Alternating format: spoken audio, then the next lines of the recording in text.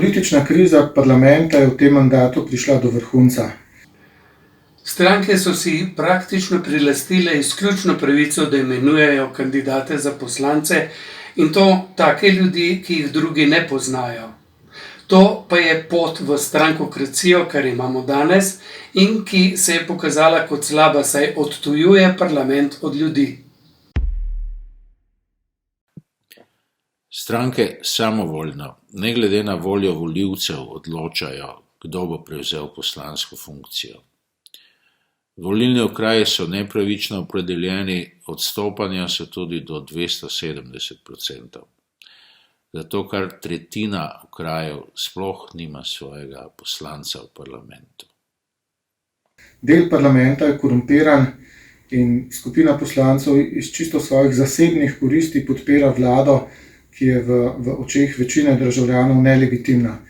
Vse to se dogaja samo zato, ker državljani nimamo možnosti, da bi odpoklicali poslance ali celoten parlament z referendumom, in v tem smislu je naša demokracija danes ugrabljena, parlament pa ne deluje.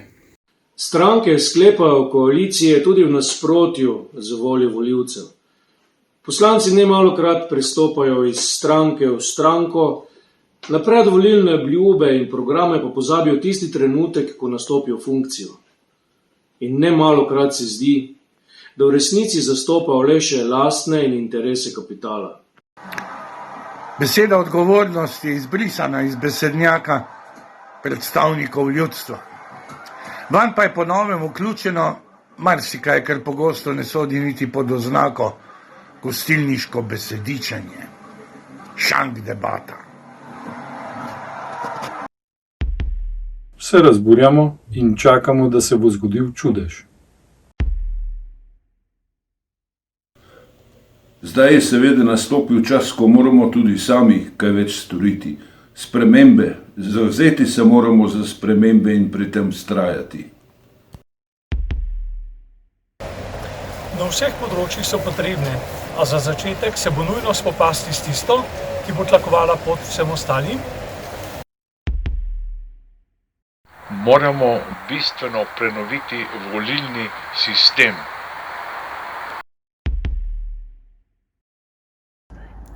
In s tem vrnemo državo ljudem. Zato smo v Nacionalnem svetu za demokratično spremembo volilnega sistema pripravili nov predlog zakona o volitvah v državni zbor.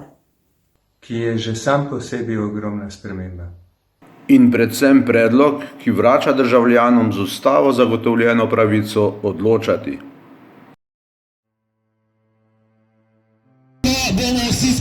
Kandidate lahko predlagajo tudi državljanke in državljani. Nov volilni zakon predvideva absolutni preferenčni glas, kar pomeni, da boste izbirali ljudi, ki jih boste sami hoteli, ne pa tistih, ki vam jih bodo ponudile stranke. Kandidati za poslance se morajo zavezujoče predstaviti s programom in z obrazcem javno razkritje podatkov. Napačne ali zavajajoče informacije pa so lahko tudi povod za kasnejši odpoklic.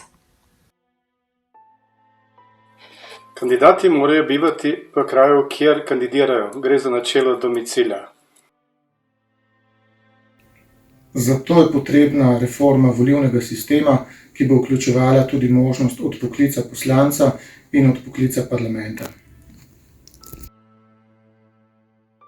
Prehajanje poslancev iz ene stranke v drugo v teku mandata ni več mogoč.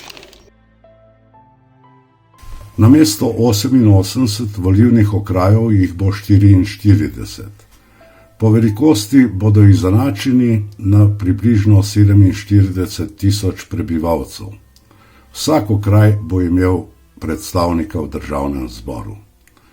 Vsaka volivka, vsak volivec bo vedel, kdo ga predstavlja v parlamentu.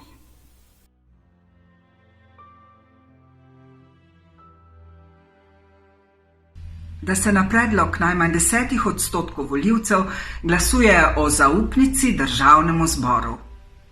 Seveda bo predlog zakona doživel še nekaj usklajevanj, sprememb, dopolnitev. Kar bo prinesla javna razprava v širši in strokovni javnosti, toda za sedaj je to vsekakor pomembna osnova, ki izkazuje nedvomno pripravljenost na posled. Kaj tudi zares spremeniti? In s tem, kot že rečeno, na izkazano voljo, vrniti državo ljudem.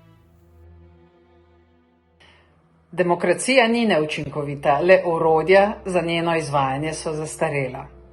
To velja tudi za slovensko volilno zakonodajo. Hvala Sintezi za pripravo odličnega predloga spremembe zakonodaje, vključno z načelom domicilja, odgovornostjo poslancev in še mnogo več. Naj se debata začne. Spremembe so potrebne, čas je, premislimo. Vrnite državo ljudem.